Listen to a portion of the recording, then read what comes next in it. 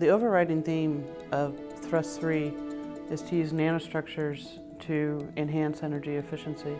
So nanostructures are materials that are grown on the nanoscale, so 10 to the minus 9 meters.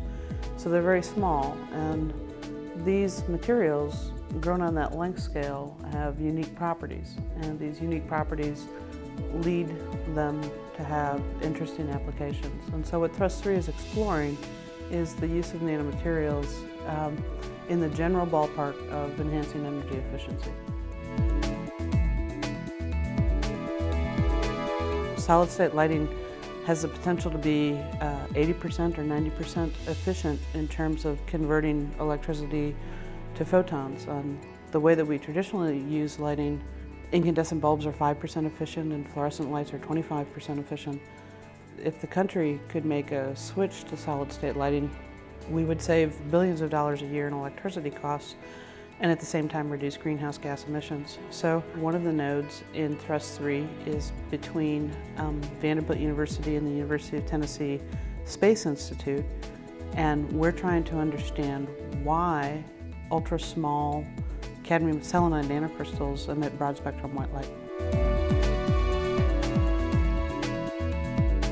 Thrust 3, by being able to make materials, can funnel those materials to Thrust 1 and Thrust 2 for trial applications. Two researchers, a faculty member and a graduate student in Thrust 3, are making graphene, which is a nanomaterial that consists of one single sheet of carbon atoms. And it's very likely that graphene is going to play an important role in being an electrode for future generation solar cells. So one collaboration that's underway right now between Thrust 3 and Thrust 1 is to see if we can use graphene in those bio-inspired solar cells. One of the investigators in Thrust 3, who's at Tennessee State University, is making nanoparticle catalyst for fuel cells, which is a Thrust 2 research activity. Last summer I had one undergraduate student. He worked with me for about 12 weeks. We were working in the area of designing and making molecular precursors that can function to make nanocrystals of a desired material that would have energy applications.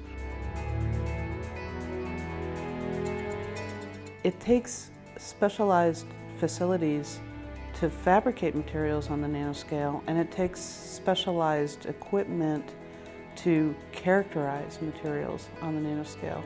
And then the other capability that the VINS facilities have is to allow us to do device fabrication.